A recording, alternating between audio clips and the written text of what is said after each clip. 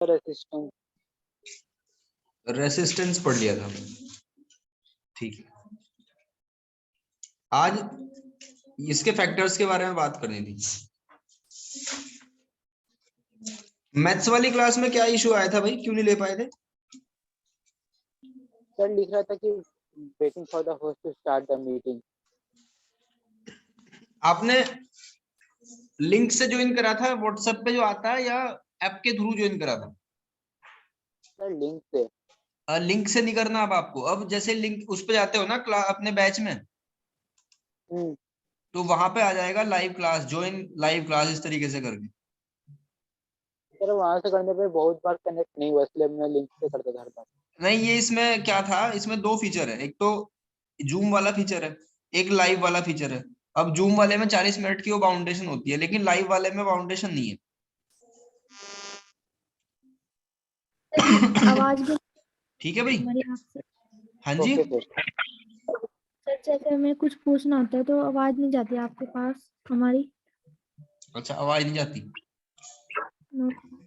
उसमें एक ऑप्शन आता है साइड में, जब आप क्लास ज्वाइन करोगे ना, एक हैंड रेज करने का ऑप्शन आता है। तो जैसे ही आप उसको करोगे, फिर आपकी आवाज आनी स्टार्ट हो जाएगी। Yes sir. कल देखना करके, ठीक है। देखो अब इसको पढ़ लेते हैं। वो वीडियो मैंने अपलोड कर दी, पूरी 55 मिनट की जो क्लास थी वो अपलोड कर दी मैंने। आप देखना, जो उसमें दिक्कत आ रही है वो मुझे बताओ फिर। सर चेक किया था पर आई नहीं वीडियो। नहीं, वो फिलहाल अवेलेबल है, आप देखोगे ना उसमें आएगी लाइव क्लास में। जब यस ऊपर ऊपर स्क्रॉल करोगे, टेस्ट स्टडी मटेरियल और ये वो, तो उसमें आएगा ऊपर एक लाइव क्लास। तो लाइव क्लास में एक ही क्लास है, वो पहली क्लास है। Yes sir. ठीक है, चलो देखो इसको। Factor on which the resistance of a conductor depend. Resistor क्या होता है, रेसिस्टेंस क्या होता है, ये कल सीख लिया था, यानी कि रुकावट को रेसिस्टेंस कहते हैं। अब ये किस किस चीजों पर डिपेंड करता है। अब हम इसको चेंज ही क्यों करते हैं, क्योंकि जो 220 वोल्ट हमारी घर में गवर्नमेंट के द्वारा प्रोवाइड कराई जा रही है ना, आपके फोन के चार्जर को बहुत कम लाइट की जरूरत होती है, बहुत कम करंट की जरूरत होती है।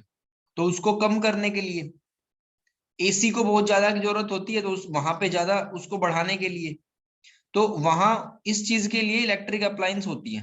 ठीक है, कम करने के लिए हम रेसिस्टेंस का यूज करते हैं।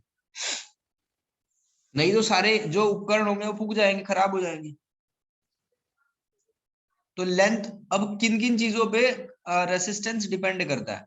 पहला, लेंथ ऑफ कंडक्टर, कंडक्टर की लेंथ पे डिपेंड करेगा। आज हम इसी को पढ़ेंगे, ठीक है। लेंथ ऑफ कंडक्टर पे कैसे डिपेंड करता है, ध्यान देना बात को। मैंने क्या बताया था कि रेसिस्टेंस होता ही कैसे है।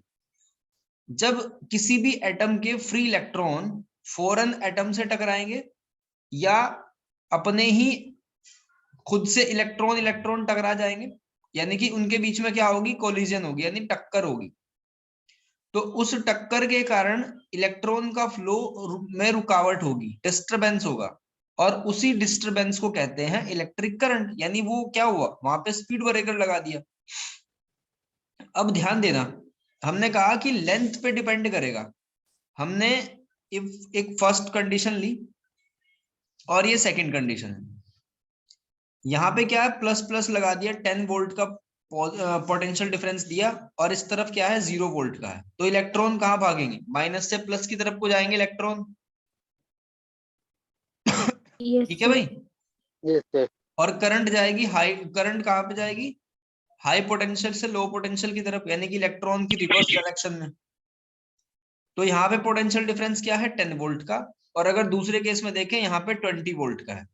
और क्योंकि यहाँ हमने क्या करा, पॉजिटिव वोल्ट को ज्यादा बढ़ा दिया, तो इलेक्ट्रॉन स्पीड से जाएंगे, यानी कि यहाँ पे करंट तेज हो जाएगा।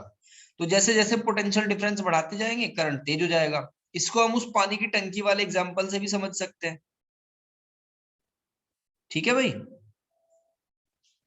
Yes sir. तो अब पॉइंट ये है कि जितनी ज्यादा लंबाई तार की हो जाएगी, मान लो ये रेसिस्टेंस है, तो जब रेसिस्टेंस की जितनी ज्यादा लंबाई होगी, तो मान लो इलेक्ट्रॉन को यहां से यहां तक जाना था, तो इलेक्ट्रॉन जितनी टक्कर से होता हुआ गुजरता था, अब तो और बढ़ जाएगी ना टक्कर। ठीक है, अब उसका रास्ता और लंबा हो गया, वैसे ही टकरा टकरा के वो जा रहा था। तो इसका मतलब क्या होगा कि अगर लेंथ हम इंक्रीज कर दे तो रेसिस्टेंस भी इंक्रीज हो जाएगा। क्या कहा मैंने कि अगर लेंथ को इंक्रीज कर दो तो रेसिस्टेंस भी इंक्रीज होता है। क्लियर हो गया? Yes good. यहां लिखा हुआ है the resistance of a conductor R is directly proportional to its length. ठीक, अगर वायर एस लिया, ये वायर टी है, तो हमने क्या करा, लेंथ को बढ़ा दिया। तो लेंथ को बढ़ाया तो नंबर ऑफ कोलिजन बढ़ जाएंगे। नंबर ऑफ कोलिजन बढ़ेंगे तो क्या होगा, रुकावट बढ़ेगी। When length of wire is double, अब क्या होगा, लेंथ को अगर हमने वायर की डबल कर दिया, ठीक है, मान लो पहले 2 सेंटीमीटर का था, अब हमने इसको 4 सेंटीमीटर का कर दिया, तो क्या होगा, इस डबल या उसको हाफ कर दे, दोनों ही बातों को सोचो, तो रेसिस्टेंस क्या हो जाएगा, रेसिस्टेंस डबल या हाफ हो जाएगा। ठीक है भाई? Yes sir. तो यहां से कंक्लूजन ये निकला कि रेसिस्टेंस जो है वो लेंथ पे डायरेक्टली प्रोपोर्शनल है, और ये प्रैक्टिकली देख भी लिया हमने। अब आते हैं, दूसरा फैक्टर है हमारा area of cross section. Cross section का एरिया अगर हम बढ़ा दें, क्रॉस सेक्शन क्या होता है, ये सामने वाला, मान लो ये लेंथ है, पहले इस तरीके का था, इलेक्ट्रॉन टकरा टकरा के ऐसे करके जाता था। अब हमने क्या करा, उसकी क्रॉस सेक्शन को बढ़ा दिया। तो क्रॉस सेक्शन को जब बढ़ा देंगे, मुझे एक बात बताओ, मान लो आप रोड पे हो गाड़ी में, और ये रास्ता है, और पहले ये वाला रास्ता था बारीक सा, तो टक्कर होने की संभावना कौन से वाले में ज्यादा होगी, ए में या बी में? सर ए में। ए में। ध्यान से, अगर रोड की सर चौड़ाई सर बढ़ रही है तो टक्कर होने की संभावना कम हो जाएगी ना। Yes sir. यस। तो रोड ए में कम टक्कर लगेगी। कम टक्कर का मतलब कोलिजन कम होगा। कम कोलिजन का मतलब इलेक्ट्रॉन तेजी से जाएगा। इलेक्ट्रॉन तेजी से जाने का मतलब करंट तेजी से फ्लो होगा, और करंट तेजी से फ्लो होने का मतलब रेसिस्टेंस कम हो जाएगा। समझ में आई बात? Yes sir. तो हमने क्या करा, क्या देखा कि अगर हम एरिया को बढ़ा रहे हैं, अगर क्रॉस सेक्शन के एरिया को बढ़ाया जा रहा है, तो रेसिस्टेंस तो कम हो गया। इसका मतलब रेसिस्टेंस और एरिया एक दूसरे के इनवर्सली प्रोपोर्शनल है। तो means area of cross section, यहाँ पे क्रॉस सेक्शन कर लेना, ये छूट गया, यहाँ पे cross section will increase, the resistance will be decrease. Clear होगी बात? इसके बाद nature of material of conductor, यानी वो किस क्वालिटी का बना हुआ है, उसकी नेचर क्या है मटेरियल की, उस पर भी डिपेंड करेगा रेसिस्टेंस। तो रेसिस्टेंस ऑफ कंडक्टर, और उसको कहते हैं रेसिस्टिविटी। ठीक है, मान लो कोई बच्चा क्रिएटिव है, तो उसको क्या बोलेंगे कि ये इस बच्चे की क्या है, क्रिएटिविटी है। तो कोई मटेरियल है, किसी का रेसिस्टेंस है, तो उसको क्या बोलेंगे, उसकी रेसिस्टिविटी बोलेंगे। ठीक है, रेसिस्टिविटी को कैसे क्या बोलते हैं कि उसका मटेरियल कैसा है, उसकी नेचर कैसी है मटेरियल की। तो the resistance of conductor depend on the nature of material of which it is made. Some material have low resistance and कुछ के ज्यादा रेसिस्टेंस होते हैं। ठीक, अब तक हमने क्या सीखा कि पहले वाले केस में रेसिस्टेंस जो है वो लेंथ के प्रोपोर्शनल है, दूसरे वाले केस में रेसिस्टेंस एरिया का इनवर्सली प्रोपोर्शनल है। अब हमने दोनों को मर्ज कर दिया, तो L/A के बराबर हो गया। बात समझ आ रही है क्या यहां तक?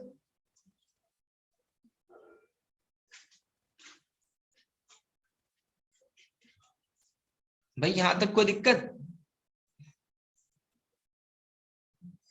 Hello,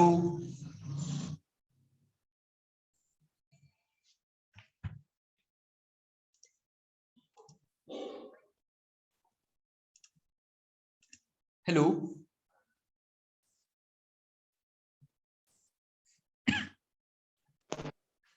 hello. यस देखो भाई, हमने क्या करा, दोनों रूल को मर्ज कर दिया। आर यस सर। लेंथ पे डिपेंड कर रहा था और एरिया के इनवर्सली प्रोपोर्शनल था, दोनों को प्लस कर दिया, दोनों को मर्ज कर दिया। तो यहां से क्या होगा, एक नया रिलेशन बनेगा, यानी R is inversely is proportional to L/A। Proportional का साइन हटाने के लिए हम हमेशा क्या लेके आते हैं, हम लेके आते हैं एक नया कांस्टेंट। जैसे पहले ओम का नियम आपने पढ़ा था, उसमें क्या लेके आए थे, 1/R। ऐसे ही यहां भी लेके आएंगे, उसको बोलेंगे रो से रिप्रेजेंट करेंगे। इसको क्या बोलते हैं? RHO, रो। ठीक है, R equals to rho L by A. बात समझ आ रही है?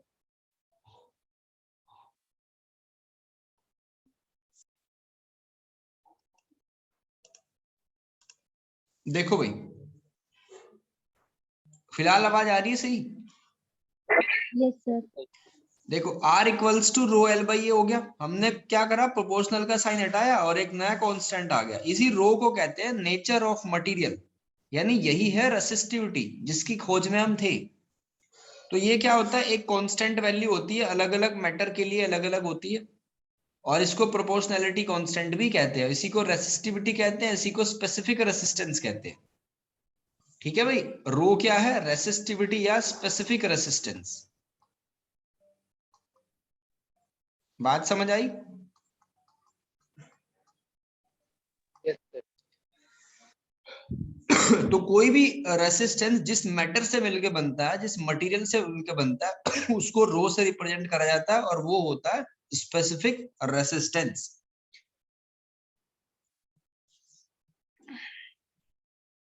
और रो मटेरियल के लिए, सबके लिए फिक्स होती है, हर एक मटेरियल के लिए ये फिक्स होती है। कॉपर के लिए अलग होगी, एल्यूमिनियम के लिए अलग होगी। ठीक है, और ये मोस्ट इंपोर्टेंट है, सबसे ज्यादा गलती इसी न्यूमेरिकल में होती है। तो सबसे पहले देखो, अगर R equals to rho L by A है, तो रो की वैल्यू क्या होगी, RA बाई एल। ठीक है, अब इसका यूनिट क्या होगा, रटने की जरूरत नहीं। R का यूनिट क्या होता है, ओम। एरिया मीटर स्क्वायर में, और लेंथ मीटर में मेजर करी जाती है। 1 मीटर से 1 मीटर कैंसिल। तो रेसिस्टिविटी की यूनिट कितनी आई, ओम मीटर। ओम मीटर। ओम मीटर आ गया। अब ये किस पे डिपेंड करता है, ओम मीटर, ये जो आया हमारा रेसिस्टिविटी, किस पे डिपेंड करता है, मटेरियल पे। यानी ये चेंज किससे होगा, मटेरियल से, और टेम्परेचर पे भी थोड़ा बहुत डिपेंड कर लेता है। ठीक है, ये कभी एरिया और लेंथ पे डिपेंड नहीं करता जैसे रेसिस्टेंस करता था। जनरली कंडक्टर्स की जो रेसिस्टिविटी है वो 10⁻⁻8 से -6 तक रहती है, यानी कि बहुत ही ज्यादा कम। और इंसुलेटर अपने में से इलेक्ट्रिक करंट को पास नहीं होने देते, जैसे ग्लास हो गया, रबर हो गया, इबोनाइट हो गया। उनकी रेसिस्टिविटी कितनी होती है, 10⁻12 से 10⁻17। आई होप ये समझ आ गया होगा। यस ठीक सर। है, आगे बढ़ते हैं। नाइक्रोम। नाइक्रोम क्या है, अगर थोड़ा सा एलॉय के बारे में देख ले हम। नाइक्रोम क्या होता है, एक एलॉय होता है जो निकिल, क्रोमियम, मैग्नीज और आयरन से मिलकर बनता है। Alloy have higher resistivity than that of their constituent metal, यानी जो नाइक्रोम है वो निकिल, क्रोमियम, मैग्नीज और आयरन से ज्यादा रेसिस्टिविटी रखता है। They do not oxidise easily at high temperature, इसको हाई टेम्परेचर पर ऑक्सीडाइज नहीं कर सकते। This is why they are used to make heating element of device such as electronic, iron and heater. Tungsten is almost used exclusively for filament of electric bulb. जो हमारे electric bulb होते हैं उनके बीच में आपने देखा होगा खोल के, उनको बारीक बारीक तार होता है एक छोटा सा, तो वही वो टंगस्टन का बना होता है। ठीक है, बल्ब में, ट्यूबलाइट में, इन सब में वो टंगस्टन का बना होता है। अब टेम्परेचर पे कैसे डिपेंड करेगा, ध्यान से समझना इस बात को भी। अगर टेम्परेचर बढ़ जाए तो रेसिस्टिविटी बढ़ती है। इसका क्या मतलब है भाई, मान लो हमने एक वायर को इलेक्ट्रिसिटी से कनेक्ट कर दिया, ये हमारा रेसिस्टेंस था, इलेक्ट्रिक करंट गया, क्या होगा, एटम में वाइब्रेशन होगा। वाइब्रेशन होने से जो फ्री इलेक्ट्रॉन है वो भागना स्टार्ट कर देंगे और एक दूसरे से टकराएंगे। ठीक है भाई, यस सर। तो जब आपने करंट का फ्लो बढ़ाया तो एटम के बीच में वाइब्रेशन बढ़ेंगे, मतलब ये हिलना डुलना चालू कर देंगे, और जब ज्यादा हिलेंगे तो ज्यादा टक्कर होगी। ठीक है, ज्यादा इलेक्ट्रिक करंट से क्या होगा, ज्यादा कोलिजन होगी, ज्यादा टकराव होगा, और ज्यादा कोलिजन से क्या होगा, बताओ, रेसिस्टिविटी अप होगी या डाउन होगी? बिल्कुल, जब ज्यादा टक्कर लगेगी तो जाने में टाइम लगेगा उसको, यानी कि इलेक्ट्रिक करंट कम फ्लो होगा उसमें से, रेसिस्टेंस बढ़ जाएगा। तो जैसे ही आप टेम्परेचर बढ़ाओगे रेसिस्टेंस बढ़ जाएगा, ये बात ध्यान रखना। इसके बाद देखो आज का हमारा क्या हो गया, इसके सारे के सारे फैक्टर हमने पढ़ लिए और आपको इसी क्रम में इसी तरीके से नोट करना है, आपके दिमाग में फिट हो जाएगा। नहीं तो जैसे स्कूल वगैरह में लिखा जा रहा होगा ना, वो बहुत कम लेवल का लिखा रखा है, मोस्टली थ्योरी भर रखी है। मैंने यश तुमने जो मुझे सबमिट करे हैं नोट्स, वो तुम्हारे स्कूल वगैरह के हैं? वो सर अभी मैंने बनाया है। वो ऐसे तो लिखा नहीं हुआ, मेरी लैंग्वेज में तो लिख नहीं रखा जैसे हमने न्यूमेरिकल्स वगैरह और ये डायग्राम बना रखे हैं। मैंने खुद बनाया। फायदे में रहोगे अगर इस तरीके से एक्सप्लेन करोगे तो।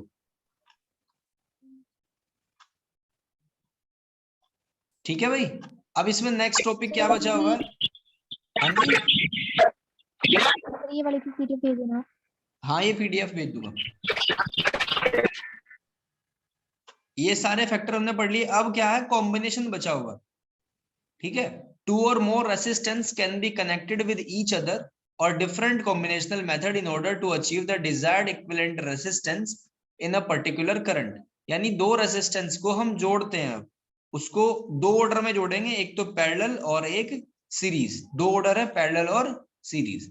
ये हम करेंगे अपनी अपकमिंग नेक्स्ट क्लास में, जिसमें हम सीरीज ऑर्डर पढ़ेंगे। उसके बहुत सारे न्यूमेरिकल है और ये बहुत ज्यादा इंपॉर्टेंट है। उसके ड्रॉबैक क्या क्या है, न्यूमेरिकल ऑन सीरीज सिस्टम, फिर उसके बाद पढ़ेंगे रेसिस्टिविटी के न्यूमेरिकल पढ़ेंगे कुछ, जो भी हम पढ़ के आए। ठीक है भाई, यस सर। उसके बाद पैरेलल ऑर्डर बचा हुआ है, उसको कंप्लीट करेंगे और उसके न्यूमेरिकल होंगे काफी सारे। और इसमें फिर 2 टॉपिक और है, पावर वाला एक है और एक और बचा हुआ, मुश्किल से 3 क्लास है इसकी। ठीक है भाई, यस सर। चलो वीडियो ये सारी अपलोड कर रहा हूं मैं फोल्डर में, और इनको देखते जाओ, एक बार नहीं 2 बार देखो और नोट करते जाओ। Okay sir. ठीक है भाई, ओके।